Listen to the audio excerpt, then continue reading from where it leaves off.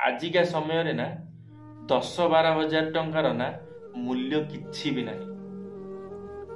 10-12 हजार टंकार मूल्य किछि भी नहीं।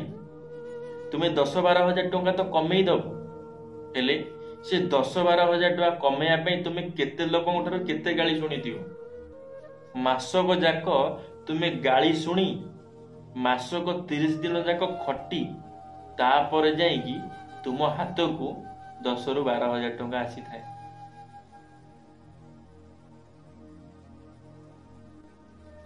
सांग माने आमे माने ना समस्ते किछि ना किछि छोटो मोटो काम करुचे, काम को जाउछे, निज पेट पोषुचे, निज परिवार को मध्य आमे माने पोषुचे। हेले आपण माने गोटे कथा बहुत भलो भाବରେ जानिथिबे, आजिकाली रो पिला माने ना जोंटी काम करूछंती, जदि से काम रे तांकू दरमा कम मिलुछि, ताहाले सेमाने कोन करूछंती ना से काम को निंदुछंती, से काम को सेमाने खराब कहउछंती कि ये काम बहुत खराब, ये काम रे पैसा नाही।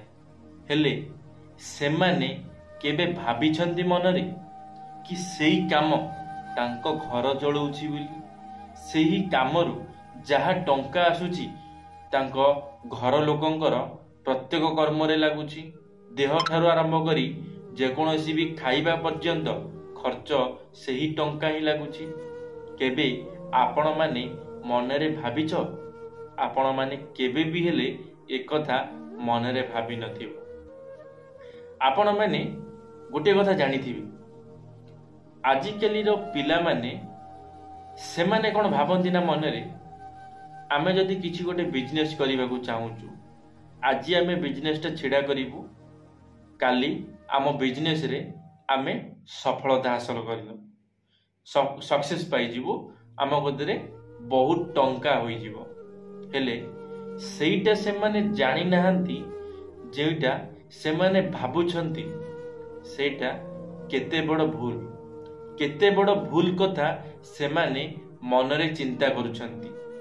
कारण आपण माने जानिथिबे, आपण जेकोसी भी बिजनेस गोटे आरंभ करंतु, प्रत्येक बिजनेस रे सर्वप्रथमे तो टंका खर्च होता है, आउ सर्वप्रथमे लॉस ही होता है, केबे सर्वप्रथमे लाभ होई न थाए। जेकोसी भी आपण धंदा करंतु, सबु धंदा रे गोटे आपण जदि गोटे दुकान भी खोलिकी बसुछंती ना, ताहाले आपण जदि कोनोसी जिंस आनिकी रखुचंती, गोटे छोट मोट किछि दुकान करूचंती, ताहाले आपण माने जानिथिबे सेथिरे प्रथमे ना लॉस होइथाय। काहेकि लॉस होइथाय ना, कारण लोक माने जानि न थांती कि तुमर दुकानटी सिठे अछि बिली। लोक मानको जानिबा पई तो किछि दिन लागियो, जहा बेले जदि आपण माने कोनोसी गोटे बाहर जगह को जाउछंती, गोटे आपणको गाँ छाड़ी गोटे अलग कोनोसी गाँ को जाउछंती, आपण कोन जानिछंती सेठिकार कोठी कोन मिलिबो, आपण माने जानि नाहंती। आपण जानिया पे कोन करिथांती, आपण काको पचारि थांती। तुमे माने काको पचारि थाओ कि भाई एटी दुकान कोठी अछि, एटी ए जिंस कोठी मिलिबो, तुमे माने पचारि थाओ। जेतमले तुमे माने काहाको पचारि थाओ, तुमे पचारिला परे जाई जानि थाओ जे एई जगह उपरे एही दुकानटी अछि। जति तुमे माने भी सेमती किछि दुकान दउछ, दुकान पकउछ, ताहाले तुमे माने काई सेईटा भाबुन जे लोक माने केमिति जानिबे कि मु जो दुकानटा करिछि मोर एई जगह रे दुकान अछि, एई जगह रे मोर एई सब जिंस मिलुछि। लोक माने तो केबे जानि परिबे नाही, तुमको जणैबाकू पड़िबो। केमिति जणैबाकू पड़िबो? तुमको जाई कहा घरे कहिबार नाही कि कोनोसी अनाउंसमेंट करिबार नाही, किछि करिबार नाही। तुमको सेही गोटाई जगह रे बेपार हौ कि न हौ, किछि दिन 6 मासे वर्षे तुमको सेही जेतिकी भी बेपार हो, जहाँ दिन को 50-100 जहाँ भी बेपार हो, कम बेपार हो, किछि लाभ न मिलु, क्षति हो, किंतु तुमको सर्वप्रथमे क्षति सहिबाकू पड़िबो। जदि तुमे माने कौन करिबो ना क्षति सहिबनी, तुमे कहब 2-4 दिन दुकान बसई नथिबो कहब हे लोक होउनांती जाउची बंद करदेवी।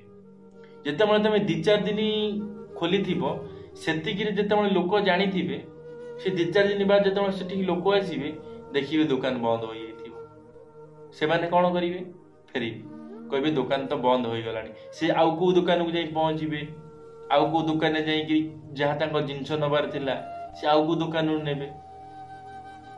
बुझी पारछन त नहीं मु कोनटा कहबा को चाहूची मो कहबा कथा हेउची लॉस हबो सर्वप्रथमे तुमको लॉस सहीबार अछि दुकान बंद करिवार नाही आउ दुकान जिते पारुछंती अधिक समय खोला रखंती जिते पारुछंती। आजिकल पिला माने कोन करछंती ना खरा बेले दुकान बंद करी पळै जाउछंती हेले आपण माने जानिथिबे जो खरा बेले को माने आसती दुकान को दूर दूरंतर जो माने कोनोसी गोटे काम रे गोटे इमरजेंसी काम रे कोनोसी लोक बाहर को बाहरी थांती से माने खरा बेले टाइम रे आसंती जेतबेले से माने देखंती कि गोटे दुकान अछि जहाँ मते किसी साहाय्य मिलेला दुकान तुमर बेपार को बेपार हो गला से लोक को तार साहाय्य जहाँ मिलबार थिला से ता साहाय्य पाइगला। तो सी कौन कला ना सी जो सेठू साहाय्य पाई गला घर को सी जाइए आउ सेठी 2 जन को लोक को जनइला कि सेठी गोटे ना दुकान खोला जाइछि से दुकान ना यही सब जिनस मिलुछि जेतेबेले सी जाई आउ 2 जन को कहिला जेतेबेले आउ 2 जन सेई बाट दे जाउथिबे निश्चित भाव से दुकान से रहिबे किछि ना किछि से जिनस से किनिबे ये हैला तुमर आरंभ हो गला प्रॉफिट।